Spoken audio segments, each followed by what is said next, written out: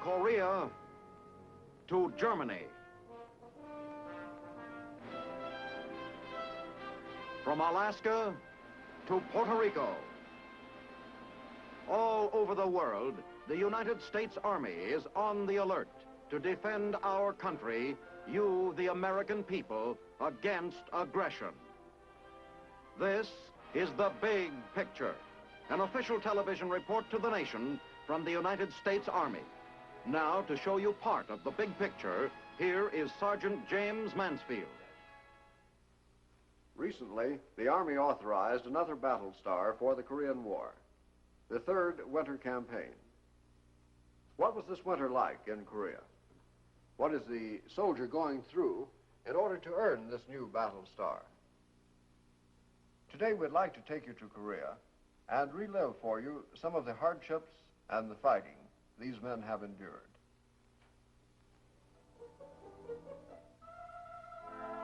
This is the front line in Korea.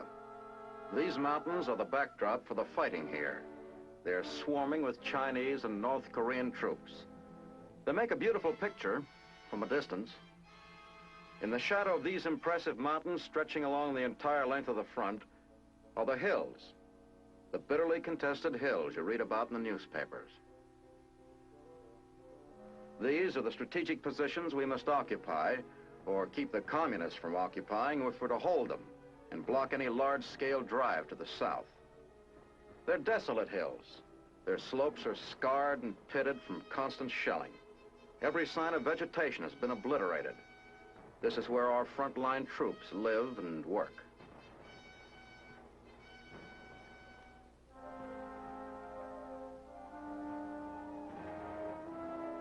They move about with extreme caution during the day. They're under constant observation by the enemy and within range of his guns.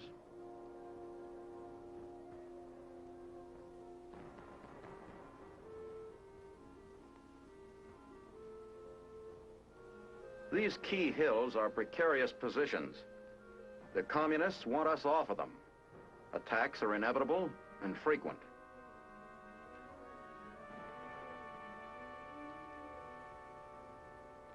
To hold these positions, our men are forced to dig in, building deep trenches so they can move around unobserved, and barricading themselves in underground bunkers to escape the long nightly shellings. During the long wait between attacks, they burrow deeper into the ground, living almost like animals, coming out only to supply themselves with food or charcoal to warm themselves.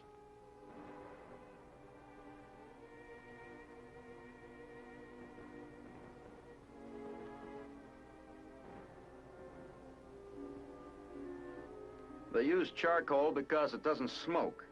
That's important when you're living in a poorly ventilated bunker.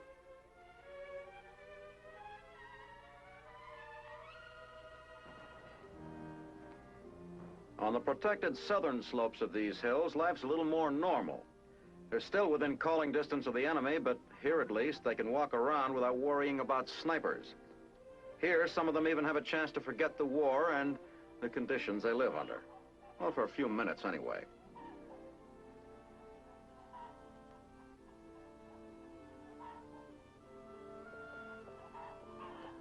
The chickens were the Sarge's idea. He picked them up back in Seoul. It was supposed to be a gag on the old man, because he was always complaining about eating powdered eggs. The sergeant wasn't thinking of keeping them. That was our idea. We even gave them names.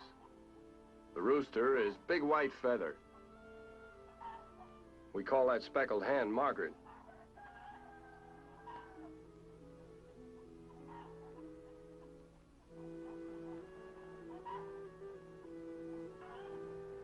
We feed them the same things we get, mostly sea rations. And they love it. Nobody can figure it out. They seem to thrive on it.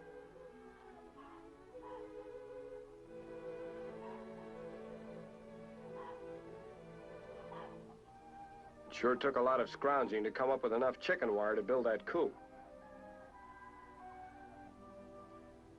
A couple of the guys even pitched in and built them a bunker. They need one here.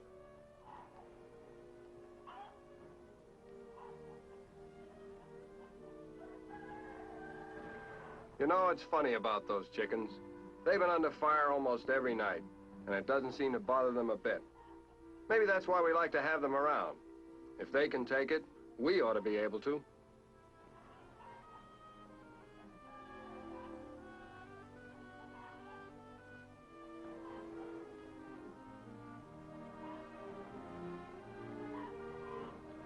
Whatever reason we have for keeping those chicks, it's certainly not the eggs. We only get 2 or 3 a day, and they wouldn't go far with a couple of hundred guys. The way it works out, the one that happens to be taking care of them usually gets the eggs.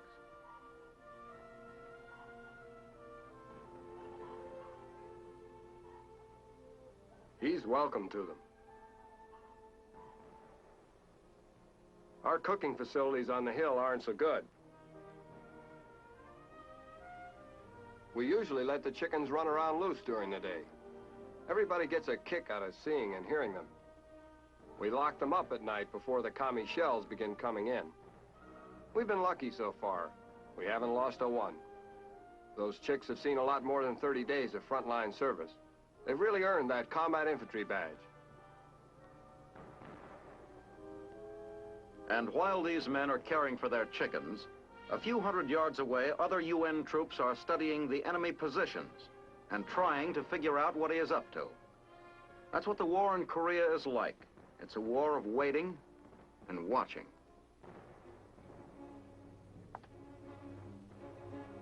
The patrolling goes on constantly, probing and testing the enemy, harassing his weaker positions.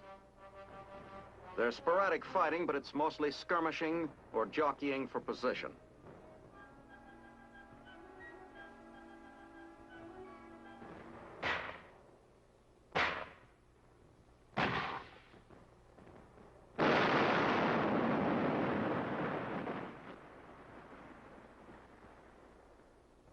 They use up plenty of ammunition here, but they have all they need.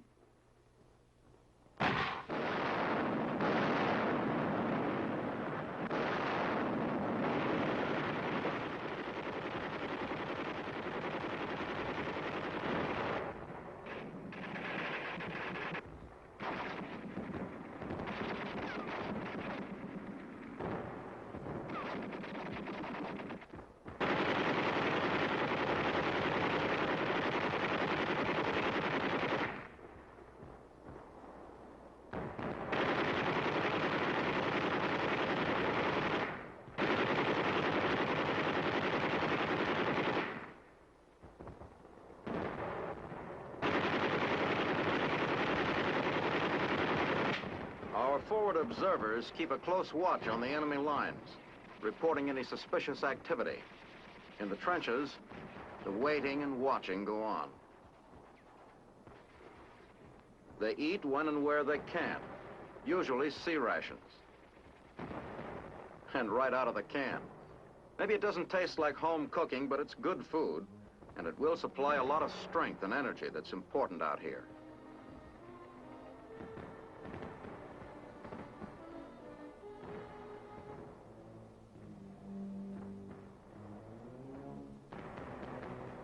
If there's no fighting going on, the men at the front get at least one hot meal a day. It's prepared in kitchens in the rear and brought up in insulated containers. It's really hot when they get it. That hot meal is pretty important to these guys.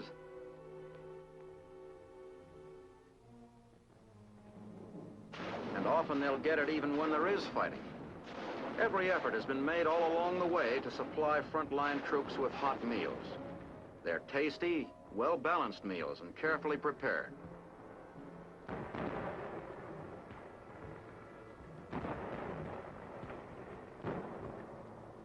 Men returning to the rear often say that the food they receive there never tastes as good as it did at the front.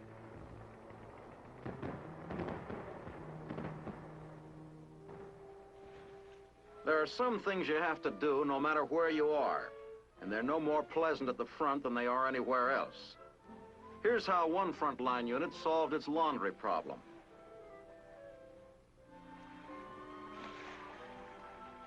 It's primitive, but it cleans them, and it's a lot easier than washing clothes by hand.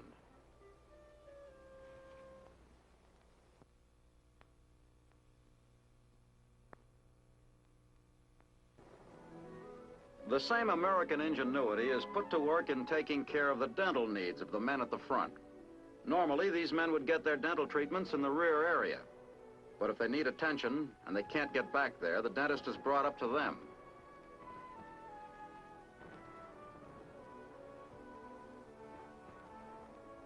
It's a lot easier for American troops in Korea this year.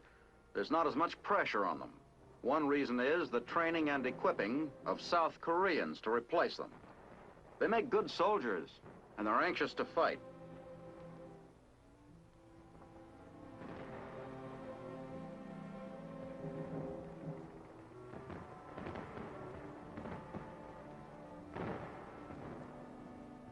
Their casualties have been heavy.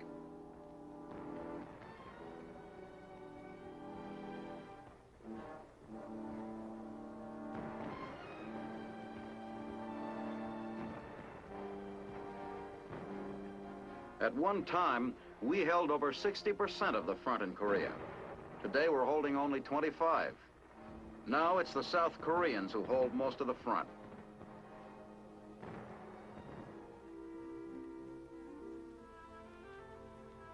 Less pressure on our troops means less time they must spend in the front lines. It means they'll spend more time in reserve. And when they are in the line, it means they'll be able to get away more often for R&R. That's rest and rehabilitation.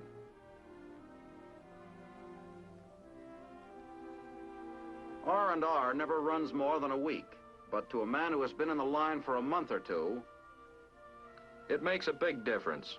You can take it just so long, and then you have to get away. It's not that there's anything in particular you want to do.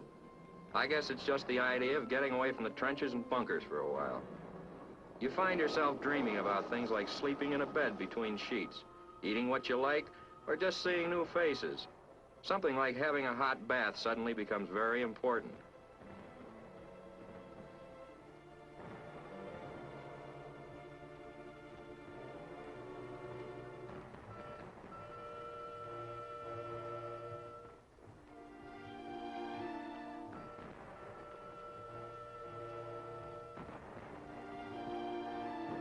I'm not saying all you do on R&R is eat, take a bath and go to bed. There's a lot to do in Tokyo, things you can't do out here.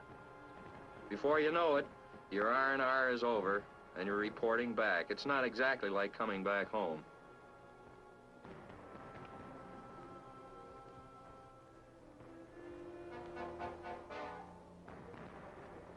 That sign is no gag. You really earn your 45 bucks here. Glad to be back? Are you kidding? Maybe you did miss the old faces. Well, some of them aren't around now. Apart from that, nothing's changed. The bunker? Well, it looks just as you remembered it. That sleeping bag didn't turn into a feather bed while you're away either. Even the trenches are still the same. You could still walk along any one of them with your eyes closed.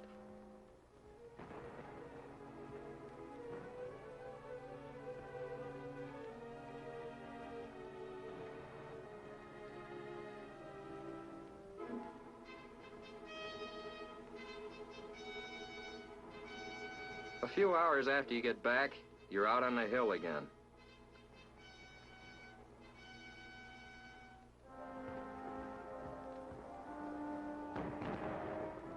And the watching and the waiting start all over again.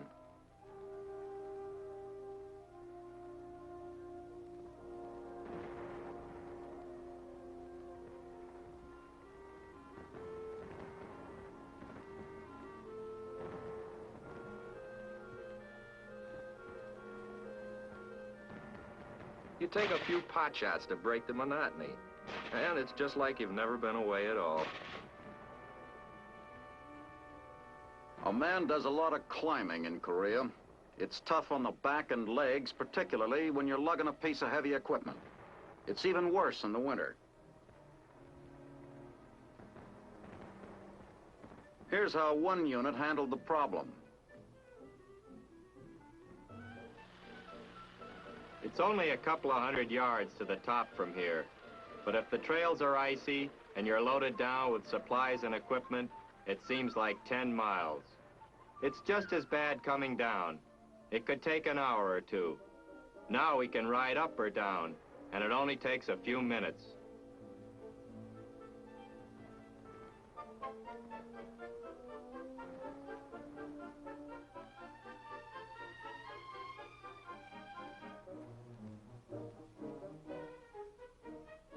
It only took the engineers a couple of weeks to set up our tramway. They could have done it faster, but they had a lot of salvaging to do to get the stuff they needed to build it. If you ask me, next to the guns, that tramway is the most important piece of equipment on the hill. It's the only way of getting our wounded down without shaking them up pretty badly. Some of our guys owe their lives to that tramway. Speaking of wounded, here's a machine that saved thousands of lives in Korea. It can go anywhere, and it does.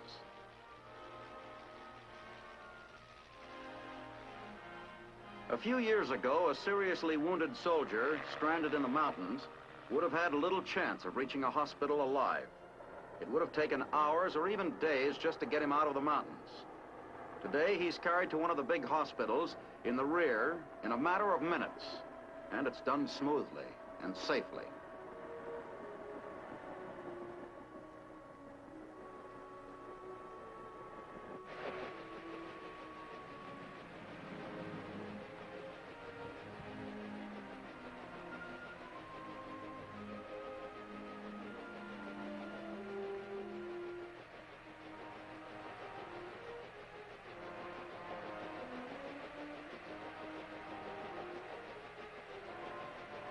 Today, a soldier can get to a hospital in Korea as fast as he could if he were at home.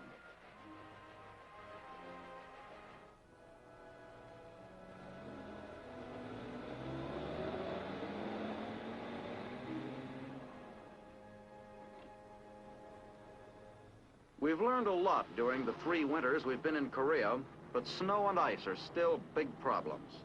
Moving a heavy gun like this up a narrow mountain road is hard enough under the best conditions. With snow and ice on the road, it becomes a slow and dangerous job.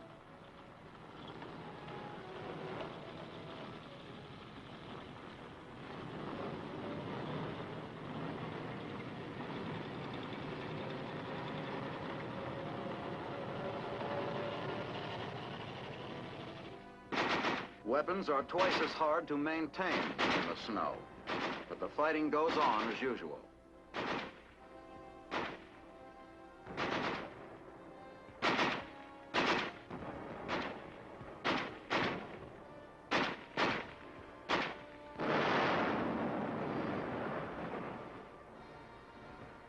In spite of the ice and snow, there's plenty of ammunition here to keep this big gun firing. It's the same way all along the entire front. When the ammunition is needed, it's always there.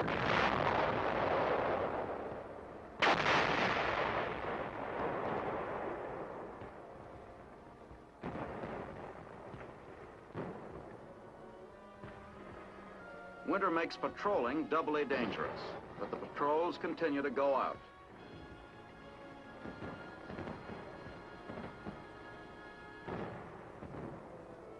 And snow or no snow, the hot chow comes up as usual. The mountain trails are icy, and it takes the South Korean porters twice as long to bring the food up from the rear. It may take longer, but it usually gets there.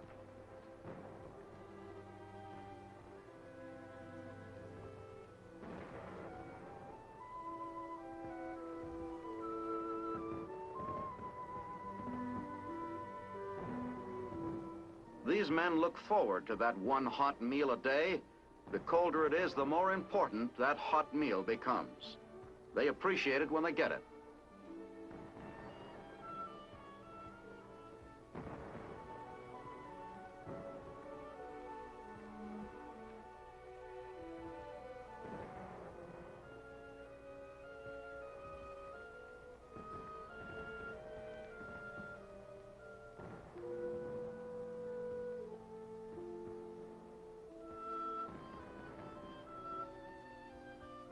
It seems quieter in the winter all along the front.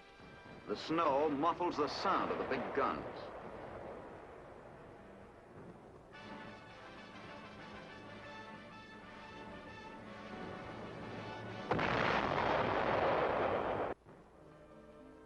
Chinese prisoner is brought in.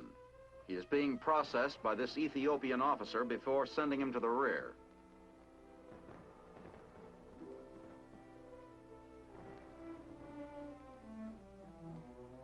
With the help of an interpreter, he's carefully questioned. He can supply valuable information on the plans and disposition of enemy troops.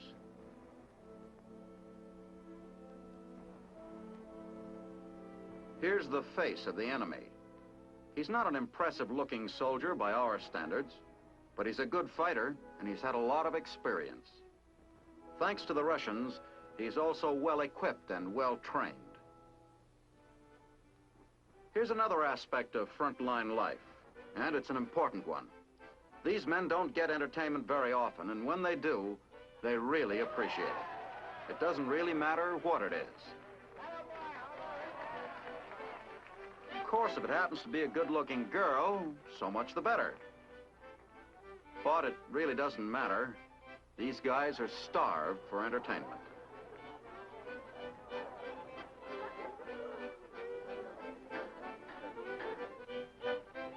Through the USO, show people from Broadway and Hollywood are regularly brought to Korea to entertain the men. Much of their entertaining is done close to the front lines. In spite of the dangers and the discomforts, most of these people consider it a privilege to be able to help these men forget the war and the grim part they are playing in it, even if it's only for a few minutes. Just as men at the front develop a new appreciation for entertainment, they also develop a new and deeper appreciation for religion. Hard-working Army chaplains see that services are held regularly all along the front. These men take their religion seriously. Some come from religious homes, others just picked it up in the trenches. All of them seem to find comfort in these simple hillside services. A few miles away in another sector, preparations are already underway for an attack. There's a lot to do, and it goes on for days.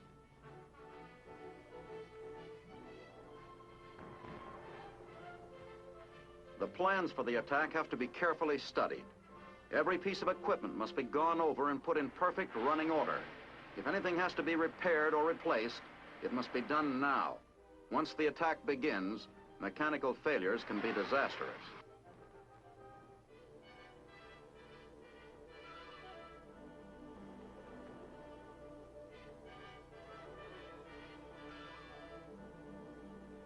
As the hour for the attack approaches, the tanks move forward to take on ammunition and fuel.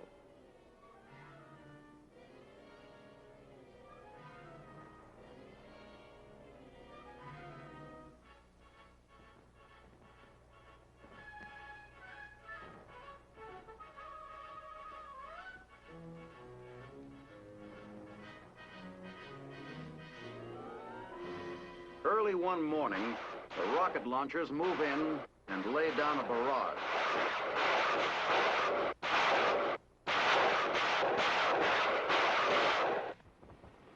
The attack begins. You can't see the enemy, but he's there, waiting.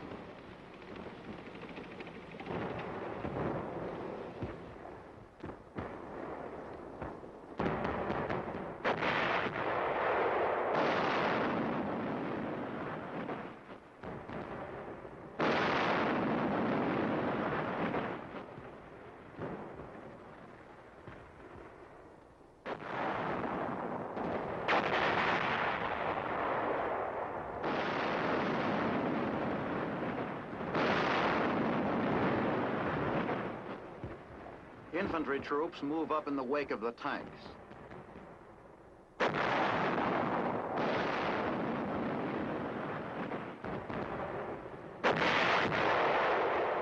Our planes are supporting with napalm and smoke.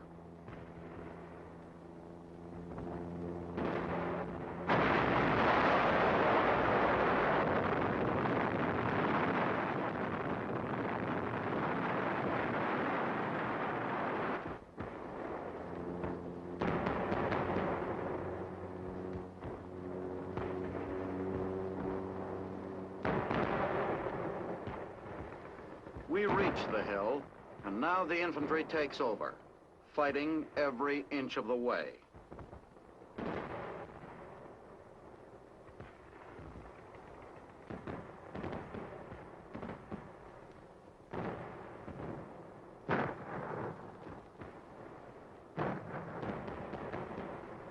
They finally get to the top. Now all they have to do is stay there. The fighting goes on into the night.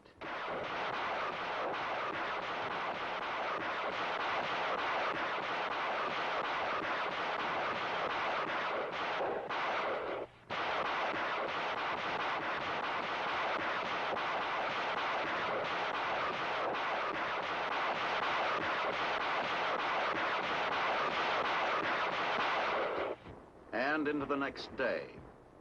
Along the rest of the front, men continue to stand guard on other hills we have won, waiting, watching, and fighting to hold them.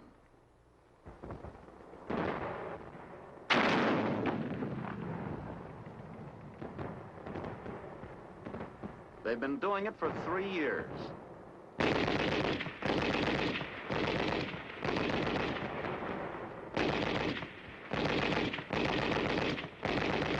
They'll do it again, if necessary.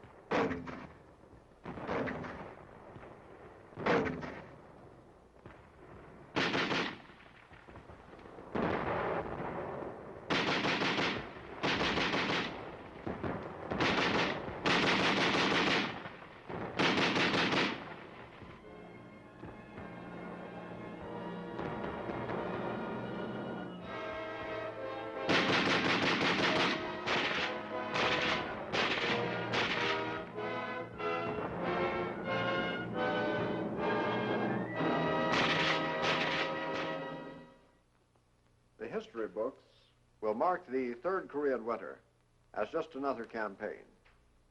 But for the men who fought there, the fighting men, it has been an experience not easily forgotten. Next week, you will have a chance to see what the U.S. 7th Army is doing in Europe to prevent a repetition of Korea. The Big Picture is a weekly television report to the nation on the activities of the Army at home and overseas. Produced by the Signal Corps Pictorial Center. Presented by the U.S. Army in cooperation with this station. You can be an important part of the Big Picture. You can proudly serve with the best equipped, the best trained, the best fighting team in the world today, the United States Army.